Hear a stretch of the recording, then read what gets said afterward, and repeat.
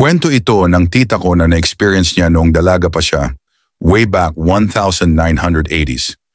Ang baryo nila tita ay malayo sa syudad, bundok at sapa lang ang nakapalibot sa bahay nila, maliit lang din ang bilang ng kapitbahay nila at malayo pa ang distansya ng mga ito. Nakagawian na ni tita na laging maligo sa ilog tuwing hapon kasi wala nang naglalaba doon at tahimik na ang paligid. Maganda ang tita ko at sexy noong kabataan niya. Isang hapon habang naliligo si tita sa ilog, may nakita siyang lalaki na nakatayo sa puno ng kaimito. Sa kanya nakatingin ang lalaki at nakangiti pa ito. Hindi na lang pinansin ni tita ang lalaki kasi hindi naman niya ito kilala at kakaiba ang suot. Sabi pa ni tita, para daw itong sundalong Kastila ang kasuotan, parang pang sinaunang panahon. Paglingon ni tita pabalik sa pinanggalingan ng lalaki, nandoon pa rin ito. Kaya naman nakaramdam na siya ng takot. Dali-dali siyang umahon sa ilog at umuwi sa kanila. Hindi na niya nilingon ang lalaki at umalis na lamang dahil baka pagsamantalahan pa siya nito. Ilang araw ding hindi naligo si tita sa ilog dahil natatakot siya na baka balikan siya ng lalaki. Isang gabi habang natutulog si tita, bigla niyang napanaginipan ng lalaki. Kinakawayan siya nito. Hindi nagsasalita ang lalaki pero parang malungkot ito. Napabalikwas si tita at nagising siya na basang-basa ng pawis at nanginginig sa takot. Iniisip niya kung bakit nagpakita ang lalaki sa panaginip niya. Lumipas pa ang mga buwan at nakalimutan na ni tita ang lalaking iyon. Napagpasyahan niyang maligo ulit sa ilog. Habang naliligo siya, nagpakita na naman ang lalaki. Pero ngayon may kasama na itong sasakyan. Napaatras si tita kasi hindi naman daw napapasukan ng sasakyan ang lugar nila dahil sa makitid na daan. Sobrang kintab daw ng sasakyan pero ang modelo nito ay lumang-luma, parang sinaunang panahon pa. Kinakawayan pa rin daw siya ng lalaki at may dala itong 2 gold bars. Inaalok siya nito.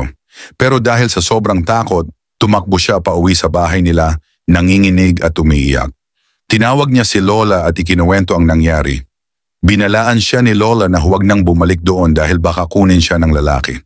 Kinuwento rin ni Lola kay tita ang istorya tungkol sa lalaking Kastila. Dati daw ay may minahan doon malapit sa ilog dahil malapad ang bundok sa tapat nito. Ang lalaking Kastila daw ang may-ari ng minahan. Marami silang nakuha noong gold bars pero habang parami ng parami ang nakukuha nila, bigla na lang nawala ang amo nilang Kastila.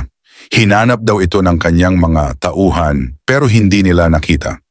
Bigla ring nagkalindol kaya napilitan silang umalis sa lugar na iyon. May natangay daw silang ilang gold bars pero kakaunti lang. Lumipas ang mga taon at ipinagbili na ng anak ng Kastila ang lupang iyon dahil hindi na nila nakita ang kanilang ama. Hanggang sa naging gubat na ang lugar at naging masukal ang daan. May nagsabi na baka raw pinangbayad ng Kastila ang sarili niya sa kaharian ng engkanto, kaya ito biglang nawala.